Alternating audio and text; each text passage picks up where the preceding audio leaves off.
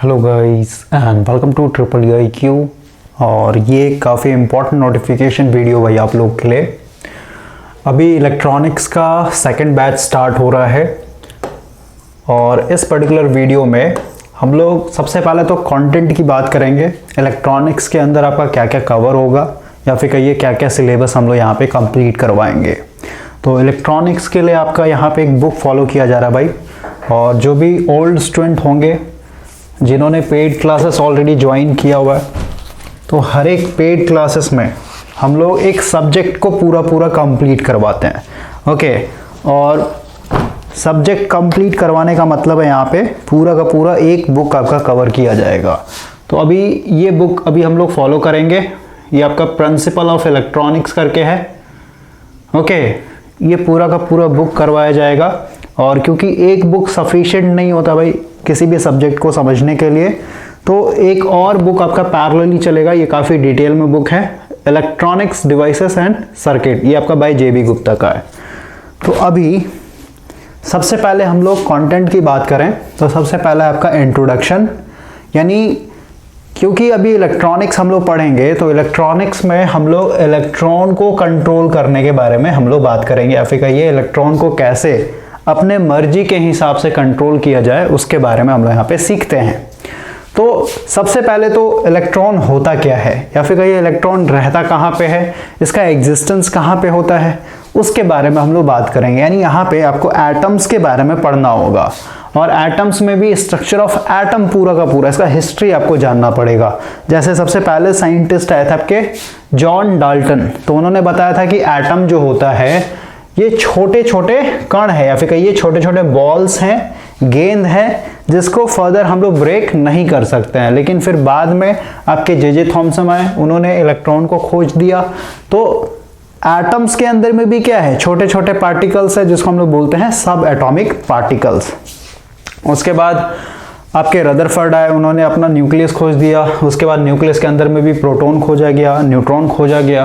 Okay, तो सबसे पहले आपको यहाँ पे इंट्रोडक्शन में स्ट्रक्चर ऑफ एटम, और इसको हम लोग काफ़ी डिटेल में कवर करेंगे। 11th-12th का जो आपका फिजिक्स केमिस्ट्री है उस लेवल पे हम लोग यहाँ पे कवर करेंगे। इसमें आपका पूरा इलेक्ट्रोमैग्नेटिक स्पेक्ट्रम कवर होगा, ठीक है।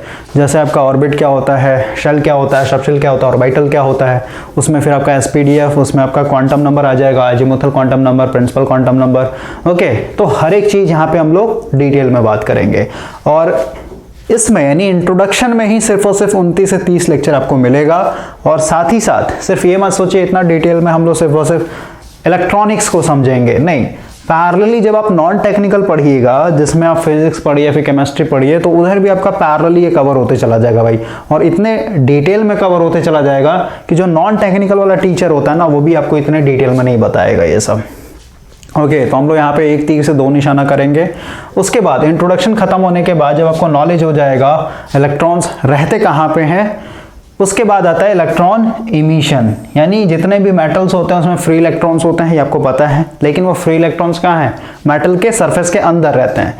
लेकिन अगर आप किसी तरीके से मेटल से फ्री इलेक्ट्रॉन को बाहर निकाल लें, उसी को हम लोग बोलते हैं इलेक्ट्रॉन इमिशन। तो इसको हम लोग पढ़ेंगे, टाइप्स पढ़ेंगे इसमें। उसके बाद आपका आ जाएगा गैस फिल्ड ट्यूब्स। तो गैस फिल्ड ट्यूब में दो तरीके का आता है, कोल्ड कैथोड, एक होता है आपका हॉट कैथोड। और साथ ही साथ गैस फिल्ड ट्यूब के साथ साथ हम लोग यहाँ पे वैक्यूम ट्यूब भी अपना कवर कर लेंगे। तो ये कवर हो जाएगा आपका। उसके बाद फिर आएगा आपका एटॉमिक स्ट्रक्चर। तो अभी जस्ट मैंने आपको बताया कि जो आपका इंट्रोडक्शन का वीडियो मिलेगा 29 से 30 लेक्चर, उसी में हम लोग ये वाला भी टॉपिक कवर कर लेंगे। 4th नंबर भी उसमें आपका कवर हो जाएगा। फिर आपका यहाँ से स्टार्ट होता है प्योर इलेक्ट्रॉनिक्स, जो कि आपका सेमीकंडक्टर फिजिक्स। यानी इसमें हम लोग पढ़ेंगे प्योर सेमीकंडक्टर, इंट्रिंसिक सेमीकंडक्टर क्या होता है, एक्सटेंसिव सेमीकंडक्टर क्या होता है, पी टाइप कैसे बनाते हैं, एन टाइप कैसे बनाते हैं, पीएन जंक्शन क्या होता है। ये सब ऑलरेडी इस टॉपिक को लेकर के पूरा का पूरा 6 से 7 लेक्चर आपके चैनल पे डाला गया था एज ए डेमो के लिए। उसके बाद सेमीकंडक्टर डायोड, यानी जो आपने पीएन जंक्शन बना लिया, उसको बनाने का पर्पस क्या था, यानी वो पीएन जंक्शन कुछ नहीं, उसे हम लोग डायोड बोल रहे हैं। तो उसको हम लोग रेक्टिफिकेशन के लिए यूज करेंगे। तो उसमें भी आपका हाफ वेव आ जाएगा, फुल वेव आ जाएगा, दोनों का एफिशिएंसी देख लेंगे, दोनों में कंपैरिजन देख लेंगे कौन सा बेटर है। ओके, उसके बाद फिर आपका स्पेशल पर्पस डायोड, जैसे एलईडी क्या होता है, लाइट इमिटिंग डायोड, व्रक्टर डायोड हो गया, जीना डायोड हो गया, आपका स्पेशल पर्पस डायोड है, उसको देख लेंगे। उसके बाद आपका स्टार्ट होता है भाई ट्रांजिस्टर, जो कि इलेक्ट्रॉनिक्स का बहुत ही इंपॉर्टेंट पार्ट है। ये इलेक्ट्रॉनिक्स में जो ट्रांजिस्टर है भाई, ये समझिए आपका पूरा का पूरा बैकबोन है। ट्रांजिस्टर कैसे बनाएंगे, सबसे पहले तो ये समझ में आना चाहिए। तो जो हम लोगों ने पी टाइप एन टाइप से जो पढ़ा हम लोगों ने, फिर जो हम लोगों ने डायोड बनाना सीखा, पीएन जंक्शन बनाना सीखा, उसी के सारे हम लोग ट्रांजिस्टर बनाते हैं। उसमें आपका एमीटर, बेस, कलेक्टर, ये सब क्या है इसके बारे में जानेंगे, इसका कैरेक्टरिस्टिक जानेंगे। उसके बाद हम लोग बाइसिंग पढ़ते हैं। जैसे आपने पीएन जंक्शन में, या फिर कहिए जब आपने पीएन जंक्शन बनाया भाई, तो उसको हम लोगों ने बैटरी से जोड़ा ना। अब दो तरीके से जोड़ रहे थे, एक फॉरवर्ड बाइस था, एक रिवर्स बाइस था, है ना। पी को पॉजिटिव से एन को नेगेटिव, तो फॉरवर्ड बाइस हो जाएगा। तो उसी तरह ट्रांजिस्टर का भी बाइसिंग होता है। ओके, जैसे आपका कॉमन एमिटर हो गया, कॉमन बेस हो गया, कॉमन कलेक्टर हो गया, इस तरीके से हम लोग बैटरी से जोड़ते हैं इसको। अब बाइसिंग पढ़ लीजिएगा, तब इसका हम लोग प्रैक्टिकल लाइफ में कहाँ कहाँ इसको यूज करेंगे। तो एम्पलीफिकेशन के लिए यूज होता है, तो सिंगल स्टेज एम्पलीफायर हम लोग को पढ़ना है यहाँ पे। उसके बाद इसमें बहुत सारा कंटेंट कवर हो जाएगा। उसका फिर आपका मल्टी स्टेज एम्पलीफायर आ जाएगा, यानी 2-3 ट्रांजिस्टर को कैस्केड कनेक्शन में सीरीज में जोड़ करके हम लोग और भी हैवी मल्टी एम्पलीफिकेशन कर सकते हैं। फिर ट्रांजिस्टर को as a audio power amplifier कैसे बनाएंगे, ओके, उसका एफिशिएंसी, ये सब वो सब हम लोग देख लेंगे। फिर एम्पलीफायर विथ नेगेटिव फीडबैक देख लेंगे। साइनसोडियल ऑसिलेटर क्या होता है, या फिर ऑसिलेटर से आप क्या समझते हैं, फिर कैसे हम लोग उसको बनाएंगे, या फिर कैसे काम करता है ट्रांजिस्टर ट्यून एम्पलीफायर। उसका मॉड्यूलेशन एंड डी मॉड्यूलेशन आ जाएगा, रेगुलेटेड डीसी पावर सप्लाई आ जाएगा। उसके बाद आपका सॉलिड स्टेट स्विचिंग सर्किट आ जाएगा। उसके बाद फेट आ जाएगा, फील्ड इफेक्ट ट्रांजिस्टर। उसके बाद आपका एससीआर आ जाएगा, यानी सिलिकॉन कंट्रोल्ड रेक्टिफायर। उसके बाद आपका आ जाएगा पावर इलेक्ट्रॉनिक्स, इसमें आपका ट्राइक आ जाएगा, एससीआर आ जाएगा, ठीक है, यूजेटी ये सब आ जाएगा, उसका कैरेक्टरिस्टिक ये सब आ जाएगा। उसका फिर आपका इलेक्ट्रॉनिक इंस्ट्रूमेंट आ जाएगा। जैसे इलेक्ट्रिकल में हम लोग मेजरिंग एंड इंस्ट्रूमेंट पढ़ते हैं, जिसमें आपका परमानेंट मैग्नेट मूविंग कॉइल से स्टार्ट होता है। उसमें हम लोग एमीटर, वोल्ट मीटर, फिर इलेक्ट्रोडायनामो टाइप में भी ammeter, volt meter, range exchanger देखते हैं, तो उसी तरीके से इसमें भी आपका उसका आईसी आ जाएगा, यानी इंटीग्रेटेड सर्किट के बारे में देख लेंगे। फिर हाइब्रिड पैरामीटर देख लेंगे। उसके बाद आपका आ जाएगा ऑपरेशनल एम्पलीफायर, और ऑपरेशनल एम्पलीफायर के बाद आ जाएगा आपका डिजिटल इलेक्ट्रॉनिक्स। मतलब इसमें गेट पढ़ लेंगे, OR gate, NAND gate, NOT gate. और उसका फिर कन्वर्जन देख लेंगे, binary to decimal, decimal to binary, hexadecimal, ठीक है। पूरा का पूरा आपका इसमें बूलियन एक्सप्रेशन आ जाएगा, ठीक है। इनकोडर हो गया, डिकोडर हो गया, तो सब जितना भी है भाई आपका डिजिटल में पूरा आ जाएगा आपका। तो काफ़ी बड़ा टॉपिक है भाई, और इसमें टोटल जो है 26 चैप्टर हैं। अब हम लोग सीधे सीधे आते हैं, इसको ज्वाइन कैसे करना है और इसका फी क्या रहेगा आपका। देखिए, सबसे पहले यहाँ पे एक कंडीशन लगा हुआ है अगेन, क्योंकि हमेशा मैंने आपको बताया भाई कि एक पूरा का पूरा बुक पढ़ाना, ओके, काफ़ी ज़्यादा टाइम टेकन होता है, और हर एक चीज़ को, एक एक चीज़ को समझाना, तो लेक्चर भी जो है बहुत ज़्यादा आपका यहाँ पे भागेगा। 300 प्लस लेक्चर चला जाएगा, या फिर 250 प्लस लेक्चर चला जाएगा, क्योंकि बहुत बड़ा सिलेबस है। तो अभी जो फर्स्ट बैच चल रहा था, उसमें आपका जो फ़ी था इसका, ये 3200 था। 2 इंस्टॉलमेंट में पे किया गया था, 1600 प्लस 1600। लेकिन अभी जो सेकंड बैच क्या है, हम लोग चाहते हैं कि और भी स्टूडेंट हम लोग के साथ इनरोल हो, ताकि हम लोग का भी जो इंटरेस्ट है वो बना हुआ रहे भाई। तो सेकंड बैच में अगर 50 प्लस स्टूडेंट आ जाते हैं, तो 50 प्लस स्टूडेंट में भाई आपका यहाँ पे फी 3200 ना हो करके 2600 रहेगा। यानी जो सेकंड बैच के स्टूडेंट होंगे उनको ये फी 1300 प्लस 1300 के 2 इंस्टॉलमेंट में पे करना होगा। और जो ओल्ड स्टूडेंट हैं, जो फर्स्ट बैच में जिन्होंने इनरोलमेंट किया हुआ है, उनका ऑलरेडी 1600 ड्यू है, सॉरी डिपॉजिट है, तो उनको सेकंड इंस्टॉलमेंट में 1000 ही पे करना होगा। ओके, तो उनका भी 2600 में कवर हो जाएगा, और न्यू स्टूडेंट जो इनरोल होंगे या फिर जो ऐड होंगे उनका भी 2600 में कवर हो जाएगा। कंडीशन है भाई 50 प्लस हो जाते हैं तो। ओके, और अभी सबसे पहले तो आपको 100 रुपीज़ पे करके रजिस्ट्रेशन करवाना है। 100 रुपीज़ पे करके आप रजिस्ट्रेशन करवा लेंगे, वही करवाएंगे जिनको यहाँ पे आगे कंटिन्यू करना है, ठीक ना भाई, ताकि हम लोग को आइडिया लग जाए कि सेकंड बैच में 50 प्लस स्टूडेंट हो पा रहे हैं नहीं हो पा रहे हैं। 50 प्लस स्टूडेंट हो जाएंगे तो आपका already 100 rupees as a registration के रूप में डिपॉजिट है, तो आपको फर्स्ट इंस्टॉलमेंट का रिमेनिंग 1200 ही पे करना है। ओके, तो पहले से आपका 100 रुपीज़ डिपॉजिट था और आपने अभी 1200 पे कर दिया, तो आपका टोटल 1300 हो जाएगा, यानी फर्स्ट इंस्टॉलमेंट जो है आपका कंप्लीट हो जाएगा।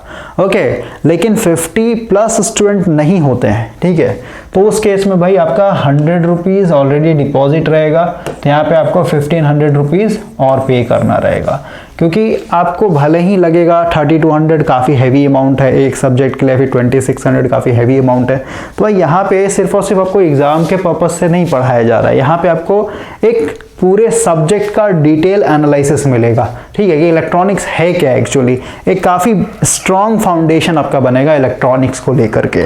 और क्योंकि पूरा का पूरा बुक कवर करवाना भाई 2 बच्चे के लिए या फिर 10 बच्चे के लिए, और इतना ज़्यादा टाइम देना, ठीक है, तो वहाँ से जो रेवेन्यू कलेक्ट होगा 10 बच्चों से या फिर 20 बच्चों से, भाई वो काफ़ी स्मॉल होगा, ठीक है ना।